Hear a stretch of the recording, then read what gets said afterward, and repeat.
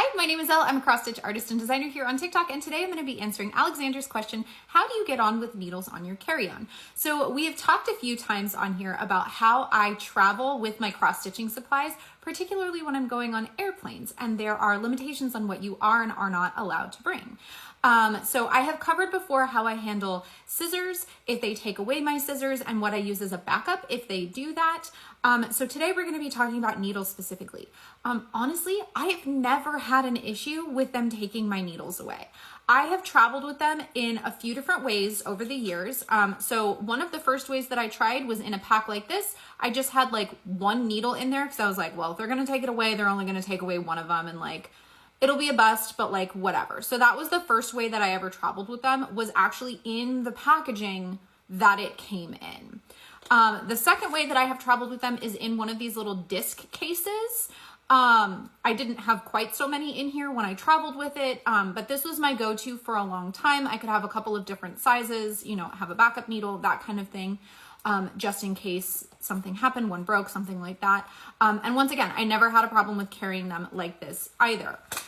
So more recently, my favored way of carrying my needles in a carry-on is in this one of these little metal tins. It's like an Altoid tin, but it's a Pokemon card tin. But you could use like an Altoid tin or something like that. And in here, I carry all of my supplies. So including my little tiny scissors, a little thing for little floss bits.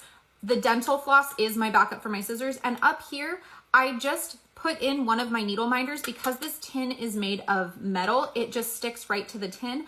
And I just have a couple of needles. Oh, I dropped that. I just have a couple needles magnetized right to it.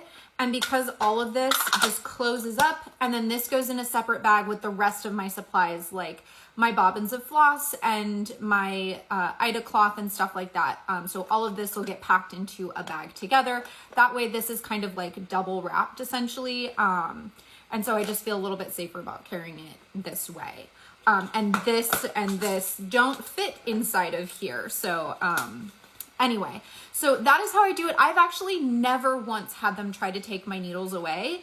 I have seen people get on with like knitting needles and crochet hooks and things like that. Like, I guess like if you really think about it, like how much damage is an embroidery needle going to do? Because that's really their concern. Their big concern is like, is somebody going to try to hold up this plane, do dangerous things on this plane with this item? And so they've kind of decided that these types of things are not really a risk. Like, what am I going to do with it? Especially if I only have like one or two, like, I don't know. So that's how I handle it. Like I said, I've never had a problem with it. I will let you guys know if I ever do get stopped by TSA. Honestly, TSA has never even stopped me for scissors or needles or like any of it, as long as you follow their TSA guidelines. And their TSA guidelines for scissors, as a reminder, is the blade itself from the joint to the tip needs to be 4 inches or less. So like I said, I carry these tiny little guys, and like, that's it. That's the part they measure, is from joint to tip. So as long as you have like a little tiny pair, you should be fine. And also, if they ever did take them away, most of those little shops, like if you find like one of the little market shops and stuff, you can probably find one that sells a little sewing kit. It's gonna have a needle in it.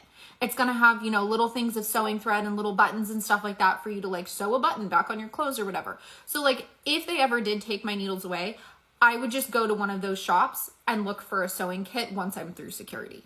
So that's how I would do it. Anyway, I hope that helps. I hope that you don't have any problems with TSA and getting on with needles and scissors either.